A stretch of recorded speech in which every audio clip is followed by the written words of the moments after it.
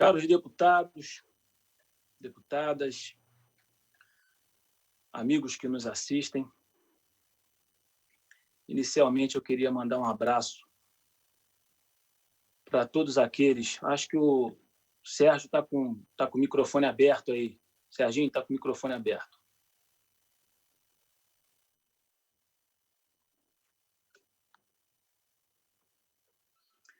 Deixa eu ajeitar aqui. Queria mandar um abraço para todos aqueles que nos deixam, né, nesse momento. E fazer uma distinção que a Lucinha outro dia fez, e eu gostaria de fazer, de reprisar, de voltar ao tempo e pegar um gancho no que a Lucinha falou. Aqui no Brasil, nós temos as prisões antes das condenações. Essas prisões antes das condenações, elas são chamadas de prisões provisórias ou cautelares.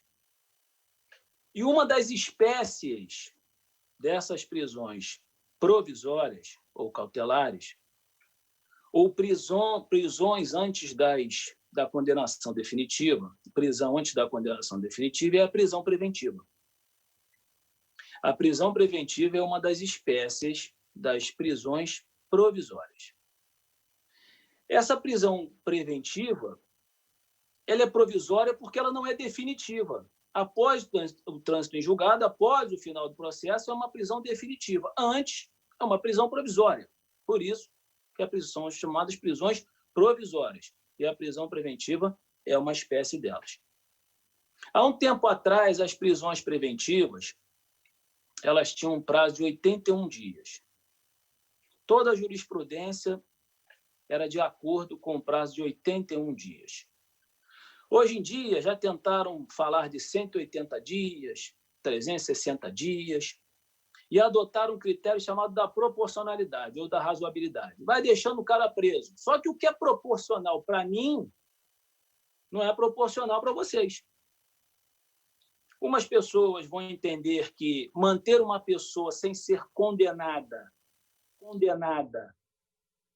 10 dias é muito, mas vai ter gente que vai entender que manter uma pessoa não condenada por 1000 dias não é muito.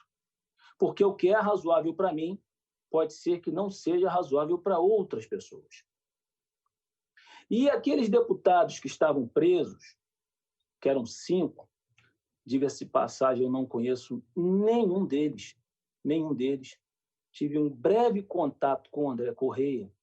Os deputados que estavam presos há 1 ano com uma prisão antes da condenação, uma prisão preventiva. Eles não tinham sido condenados a nada, e mais, eles não tinham sido ouvidos sobre tais prisões. Eles estavam presos há 1 ano e não tinham sido ouvidos sobre tais prisões.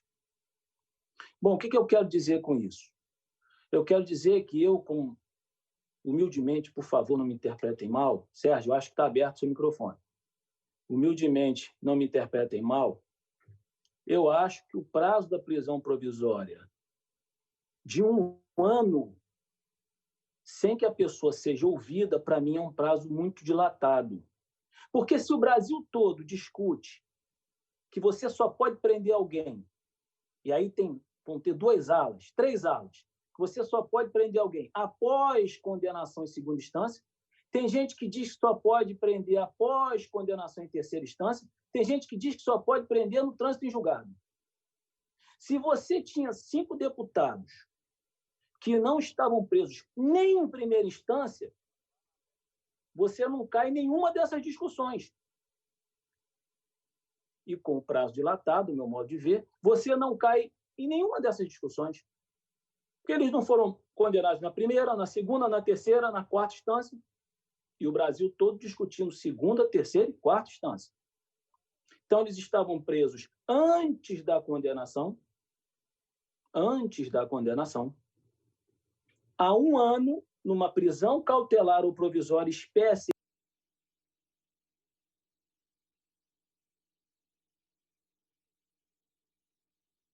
sala de aula uma coisa e vai fazer outra na vida real. E eu sabia que se eu decidisse de acordo com aquilo que eu aprendi em sala de aula, e ensino em sala de aula, eu ia ter muitos transtornos, eu ia apanhar muito, mas ia ser muito difícil encarar meus alunos novamente.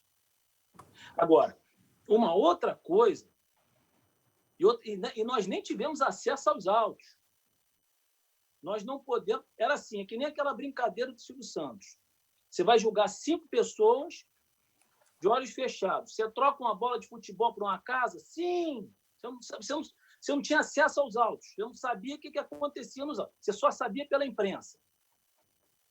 E mais, eram 5. Se tivesse um inocente, você também não poderia salvar o inocente. Ou você condenava os 5, ou você absolvia os 5.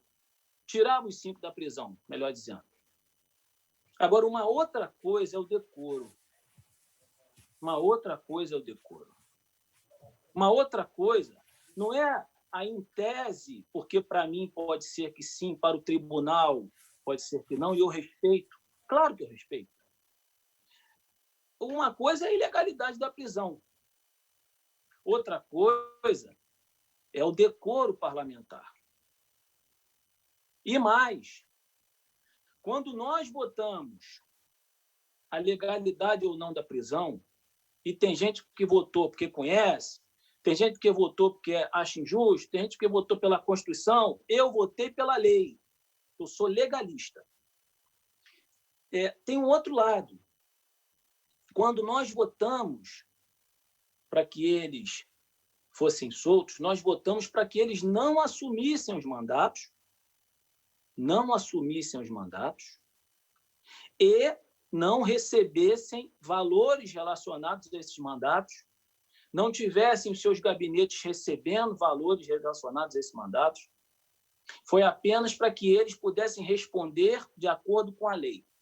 E aí, se eles respondessem de acordo com a lei, fossem presos em primeiro grau e presos em segundo grau, aí faz parte do jogo, porque para mim está dentro da lei. Para mim está dentro da lei. Agora, quando você pega o que aconteceu aqui agora, foi uma quebra de pacto. Uma quebra de pacto se alegando que a gente tem que cumprir decisão judicial. Por quê? Porque quando você vota para retirar uma ilegalidade, mas, ao mesmo tempo, não assumir mandato, não ter valores, e a justiça manda assumir mandato e ter valores, não foi isso que a gente votou. Não foi isso que a gente votou. Olha, seja a decisão favorável ou não a eles, essa casa vai se desmoralizar, como muitas e muitas vezes se desmoralizou. Ela vai se desmoralizar se ela não colocar imediatamente isso para ser votado. Se eles têm que ou não permanecer na casa. E eu falo isso, eu não os conheço. Então, falo com toda honestidade, imparcialidade. Não tenho nada contra eles, mas também não tenho a favor, porque eu não os conheço. Eu fiz aquilo que está no livro. E o tribunal... Para concluir, por favor, deputado Carlos. Obrigado. E o tribunal, quando nós votamos pela soltura, o tribunal pegou o procedimento e mandou para primeiro grau. Só que a imunidade ela é na diplomação, está na Constituição, e não na posse. Então, eles ainda têm imunidade. O tribunal, ao meu humilde modo de ver, por favor, tribunal, quaisquer outras pessoas, não sou dono da verdade, o tribunal ainda conservaria a sua competência e teria que julgar, mas não julgou novamente e mandou para primeiro grau. Por que não se julga essas pessoas? Por que não se julgam essas pessoas? Ou se absolvem essas pessoas, ou condenam essas pessoas. Mas trazem isso para a nossa casa, contrário a um acordo que foi para desmoralizar a casa novamente.